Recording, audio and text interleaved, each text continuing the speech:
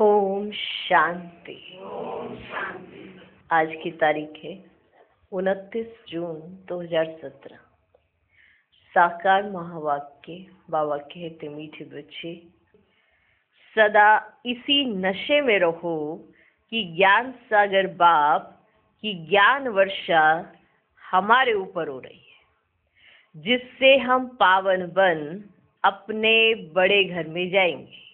आज का प्रश्न, तुम बच्चों का निश्चय किस आधार से और भी पक्का होता जाएगा? उत्तर, दुनिया में जितने हंगामे बढ़ेंगे, तुम्हारे दैवी झाड़ की वृद्धि होगी, उतना पुरानी दुनिया से दिल हटती जाएगी और तुम्हारा निश्चय पक्का होता जाएगा। विहंग मार्ग की सर्विस होती जाएगी, धारणा पर अटेंशन देते जाएंगे तो बुद्धि का हौसला बढ़ता जाएगा, अपार खुशी में रहेंगे। जब व्यक्ति को ये पता होता है कि मैं सही रास्ते पर हूँ, जो मेरा रास्ता है वो सही है, तो वो अपने आप ही खुश रहता है। और इस रास्ते पर जो भी बाबा बताते हैं वो सही है, राइट है, तो और हौसला बढ़ जाता है। बुद्धि का हौसला माना कॉन्फिडेंस आ जाता है कि जो मार्ग मैंने अपनाया है वो ये अर्थार्थ सत्य है और यही सही है। तो बुद्धि का हौसला बढ़ता जाएगा। सुना, क्या बढ़ जाएगा?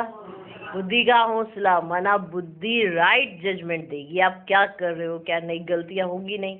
जब आपसे गलतियां नहीं होंगी तो दिल शिकस्ती नहीं आएगी, और जब दिल शिकस्ती नहीं आएगी तो ये याद रहेगा कि कराने वाला करा रहा है।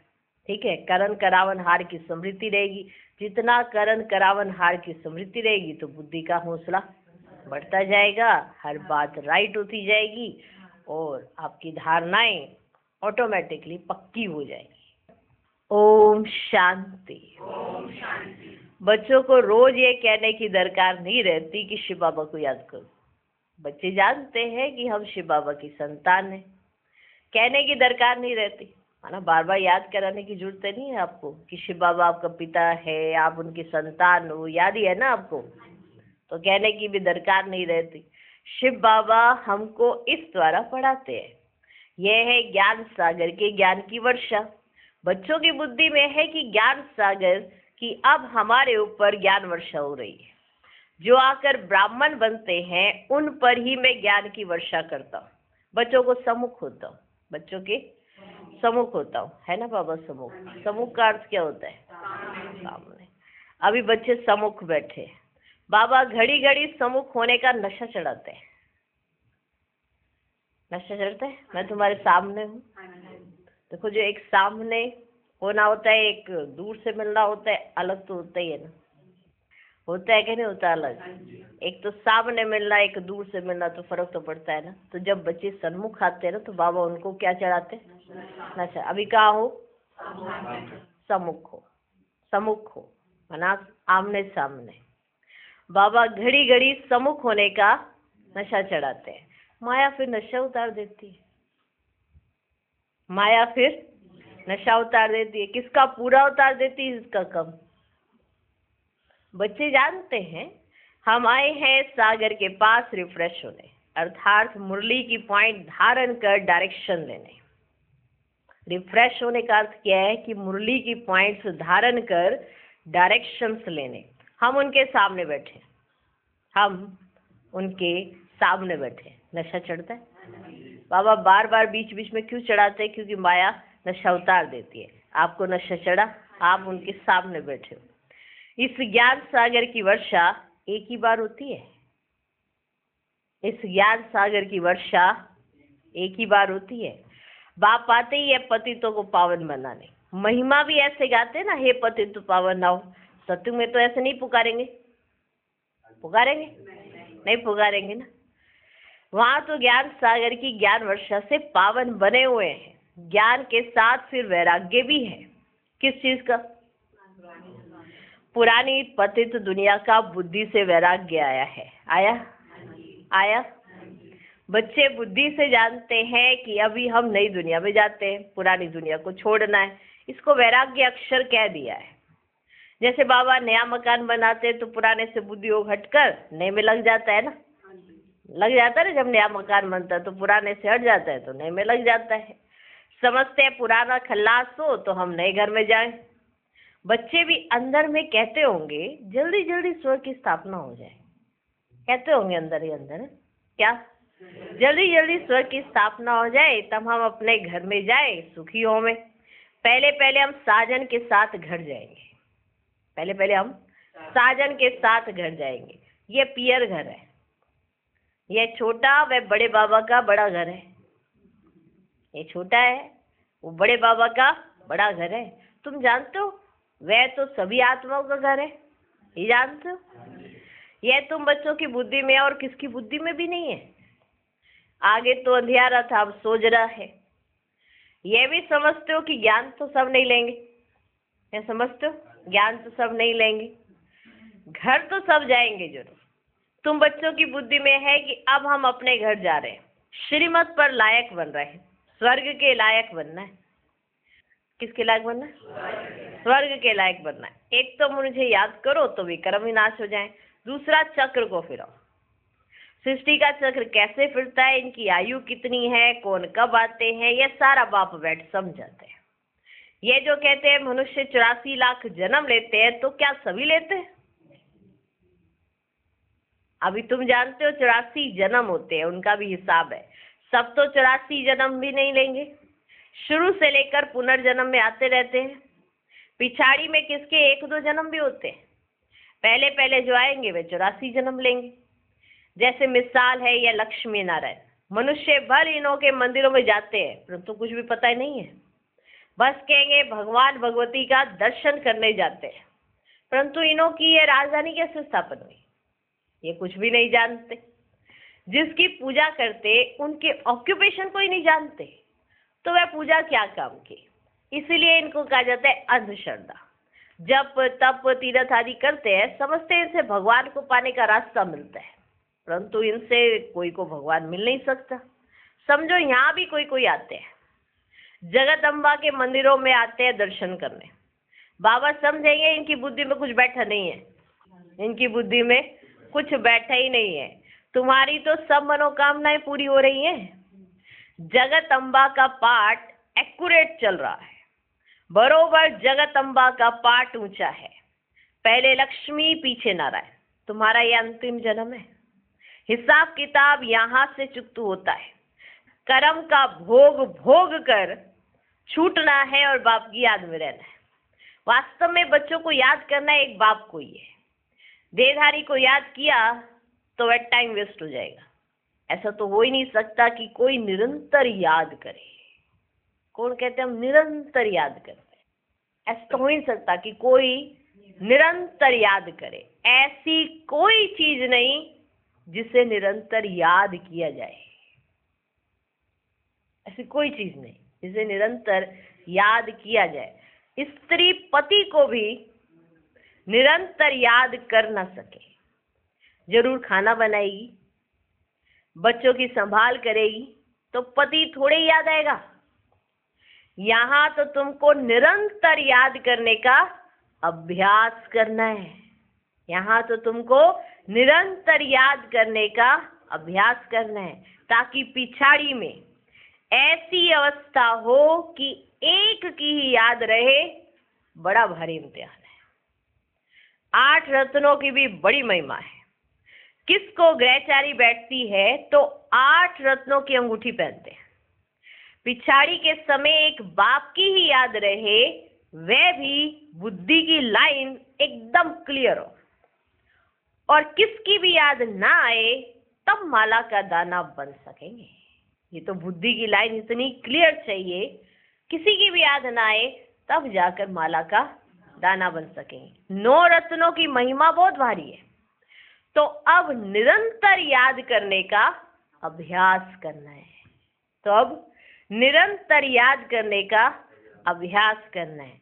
अभी तो 2-3 घंटा कोई मुश्किल याद करते हैं, 2-3 घंटा भी कोई मुश्किल याद करते हैं। जितना दुनिया में हंगामे बढ़ते जाएंगे उतना तुमको निश्चय होता जाएगा। पुरानी दुनिया से दिल टूटता जाएगा, मरेंगे तो बहुत। बुद्धि भी कहती है माया बहुत पुराना दुश्मन है, ऐसी कोई जगह नहीं जहाँ दुश्मन ना हो, माया ना हो, ऐसी कोई जगह नहीं जहाँ दुश्मन ना हो। तुम बच्चे अभी मलेच्छ से स्वच्छ बन रहे हो, तुमको ज्ञान है मलेच्छ के हाथ का हम खा नहीं सकते। किसके हाथ का? मलेच्छ के हाथ का हम खा नहीं सकते। गाया हुआ भी है, जैसा अन्न वैसा मन। जो खराब चीज खरीद करता है, जो बनाता है, जो खाता है, उन सब के ऊपर पाप चढ़ जाता है। जो खरीदता है, जो बनाता है, जो खाता है, जो खराब चीज खरीद करता है, जो बनाता है, जो खाता है, उन सब के ऊपर पाप चढ़ जाता है। बाप तो सब बातें अच्छी रीति समझाते हैं। तुम बच्चे यहाँ से रिफ्रेश होकर जाते हो, सारा दिन बुद्धि में सृष्टि चक्र फिरता रहे और अपना घर याद रहे। यहाँ से तुम अपने लौकिक घर में जाते हो तो अवस्था में फर्क पड़ जाता है। जैसे यहाँ से आप अपने लौकिक घर जाओगे तो अवस्था में फर्क पड़ जाता है, क्योंकि संग ऐसा हो जाता है ना, यहाँ बैठे भी कोई कोई का बुद्धि योग बाहर चला जाता है, इसलिए पूरी धारणा नहीं कर सकते। तुम आत्माओं को बेहद का बाप बैठ समझाते हैं, तुम आत्माओं को बेहद का बाप बैठ समझाते। तुम आत्मा हो, तुम इस शरीर द्वारा कार्य कर रहे हो। तुम जानते हो हम बाबा से श्रीमत ले अपना राज्य भाग्य ले रहे, जानते हो? कितनी खुशी होनी चाहिए, कितनी खुशी होनी चाहिए। गायन भी है ना, अतीन्द्रिय सुख गोपी वल्लभ के बच्चों से पूछो, गोपी वल्लभ के बच्चों से पूछो। क्या?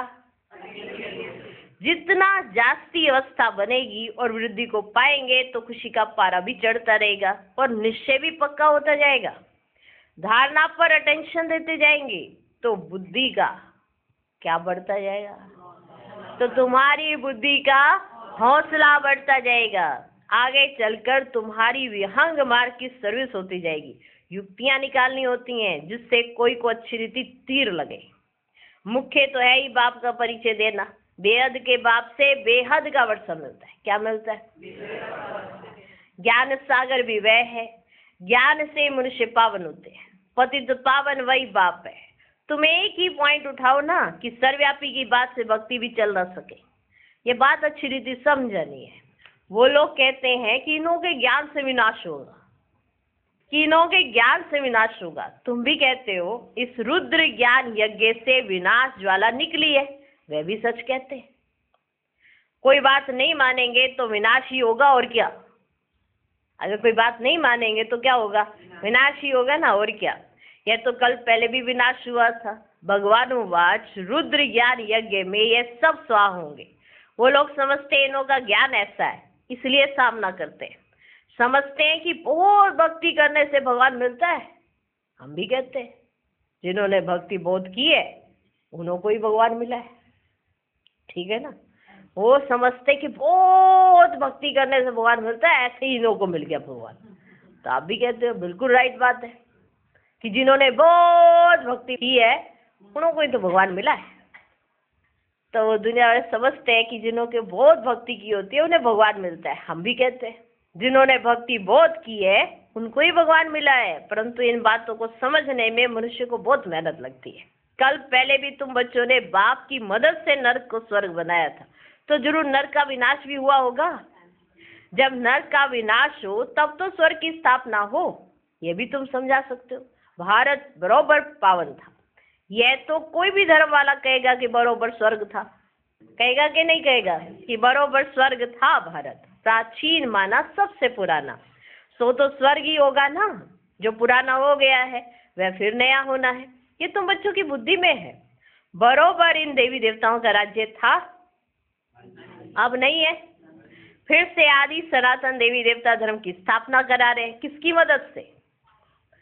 जो सर्व का निराकार बापूजी है वो करा रहे हैं स्वर्ग की स्थापना। जो सर्व का निराकार बापूजी है, सर्वात्माओं का बाप। इन बातों को तुम जानते हो, कितने साधारण हो, जानते कितनी बड़ी बड़ी बातें हो। देखो कितने साधारण हो। बाप कहते हैं मैं भी गरीब निवाज हूँ। तुम गरीब हो ना? तुम गरीब हो ना? तुम्हारे पास क्या है? तुम्हारे पास क्या है? तुमने सब कुछ भारत के ऊपर स्वाहा किया है। तुम्हारी कितनी बड़ी रावण से लड़ाई है। शक्ति सेना है ना, वंदे मातरम गाया जाता है।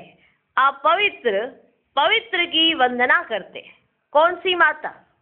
वे धरती माता समझ लेते हैं, परंतु ये तो धरती पे रहने वालों की बात है।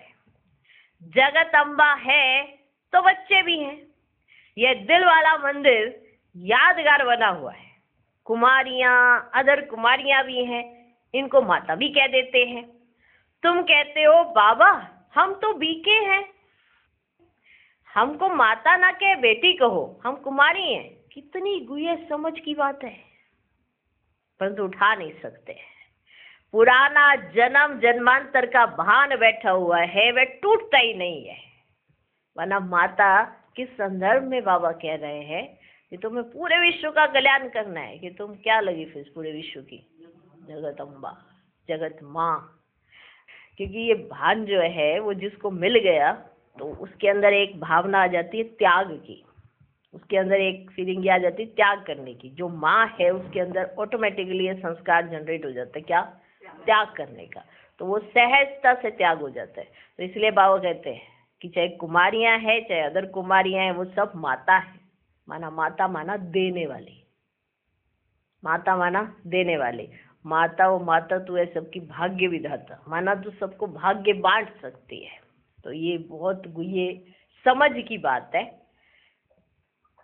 तो ये भी देखो समझ की बात है, कितनी गुए समझ की बात है, परंतु उठा नहीं सकते। पुराना जन्म जन्मांतर का भान बैठा हुआ है, वह टूटता ही नहीं है।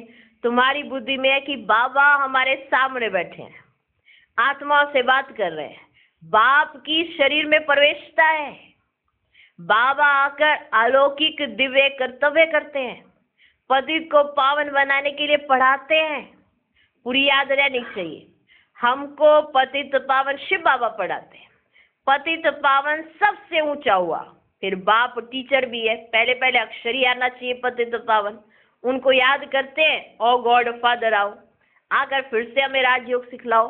बाप भी कहते हैं फिर से तुम बच्चों को सहज ज्ञान योग सिखला रहा हूँ। इसमें पुस्तक आदि की तो देखो बच्चे कोई बात ही नहीं, यह तो इन्होंने नाम रख दिया है। अब तो बाप तुमको लायक बनने की शिक्षा दे रहे हैं। नित्य नई पॉइंट्स मिलती रहती हैं, और गीताएं ग्रंथ आदि जो बनाते हैं ना, उनमें कोई एडिशन व कट टूट नहीं करते हैं, वही सुनाते हैं। यहाँ एडिशन किया जाता है, यहाँ एडिशन किया जाता है, कट कुट भी किया जाता है। रोज नई नई पॉइंट्स मिलती है ना? ठीक है, उसमें तो गीता जो बन गई, जो सुनाया वो तो हो गया, वही सुनाते रहते हैं, उसमें कट कुट नहीं करते। यहाँ पे तो एडिशन की जाती है और कट कुट भी किया जाता है, वही सुनाते हैं। यहाँ एडिशन किया जाता है, कट कुट भी किया जाता है। समझ में आया? जो पॉइंट बाबा ने शुरू में सुनाया था, उसके बाद बाबा ने और रिफाइन करके सुनाया, उसके बाद और रिफाइन करके सुनाया। तो कई बच्चे तो वैसे ही ऊपर नीचे होते जाते हैं। बाबा आप पहले ऐसे कह रहे थे, अब ऐसे कह रहे हो, पहले आपने ऐसे कहा था, अब ऐसे कह रहे हो। बाबा तो रोज नई नई पॉइंट सुनाते हैं, गुये तो गुये पॉइंट सुनाते हैं। इसके लिए बुद्धि बड़ी विशाल चाहिए, रोज नई नई पॉइंट्स मिलती रहती है। नॉलेज बड़ी वंडरफुल है, जो और कोई शास्त्रों में नहीं है। काम महाशत्रु है। भगवान वाच देह सहित सबको भूल जाओ, एक को याद करो, मैं तुम सब आत्माओं को वापस ले जाऊंगा। मैं अकाल मूरत, कालों का काल हूं, मैं सब बच्चों को लेने आया हूं। तो तुमको खुशी होनी चाहिए ना, तो तुमको खुशी होनी चाहिए ना। तुम जानते हो अभी हम घर जाते हैं, जानते हो, जल्दी होशियार हो जाए, बाबा से वर्षा तो ले ले, तब तक लड़ाई ना लगे। हम होशियार हो जाए, बाबा से वर्षा ले ले, तब तक लड़ाई ना लगे। बाबा कहेंगे मैं थोड़े कुछ कर सकता हूँ। कई बच्चे कहते बाबा मेरे को होशियार होने दो, पूरा वर्षा लेने दो, तब ये लड़ाई छिड़ाना है। बाबा क्या कहते, मैं थोड़ा ही कुछ कर सकता हूँ, पहले रिहर्सल होगी। अभी तो राजाएं आदि भी नहीं आए हैं, राजस्थान पर भी समझा सकते हो। बोलो तुमको पता है कि राजस्थान नाम क्यों पड़ा है? पता है आपको राजस्थान नाम क्यों पड़ा है? भारत में लक्ष्मी नारायण का राज्य था ना, फिर से वह राजस्थान होना चाहिए, सो अब फिर से स्थापन हो रहा है। हम जानते हैं, परंतु बुद्धि में जब बैठे तब खुशी का पारा भी चढ़े। भक्ति मार्ग में इन देवताओं के मंदिर बनाते हैं ना। भारत में कितना धन था, भारत में कितना धन था, हम फिर से इनको दैवी राजस्थान बनाते हैं। इन बातों को आकर समझो, समझाने का भी उमंग होना चाहिए। यह भी सेमिनार है ना, कैसे सर्विस करनी चाहिए बाबा ने समझाया। कुमारियां, माताएं, गोप सब इकट्ठे सुनते हैं। ऊंचते ऊंचे एक भगवान है, श्री कृष्ण नहीं। तो राजस्थान पर भी तुम समझा सकते हो। बरोबर राजस्थान था, जिनों के मंदिर बने हुए हैं ना, फिर से हम बना रहे हैं। बाप हमको राजयोग सिखा रहे हैं, तुम भी ट्राई करो। आधा क्लब के लिए तुम भी ट्राई करो, फिर कभी रोना नहीं पड़ेगा। हम राम की श्रीमत से रावण पर जीत पा रहे हैं। अक्षर सुनेंगे तो अंदर जचेगा, जिनको तीर लगेगा वे समझने के लिए आ जाएंगे। ये बेहद का सेमिनार रोज बाबा करते हैं, ये बेहद का सेमिनार रोज बाबा करते हैं। यह है आत्माओं का परमात्मा के साथ सेमिनार, यह है आत्माओं का परमात्मा के साथ सेमिनार। सेमिनार होते हैं ना, ये है सेमिनार, आत्माओं का परमात्मा के साथ सेमिनार।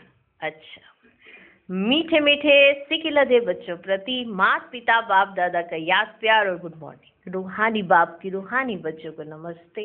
हम रूहानी बच्चों की भी रूहानी बाप को नमस्ते नमस्ते नमस्ते। Good morning good morning good morning.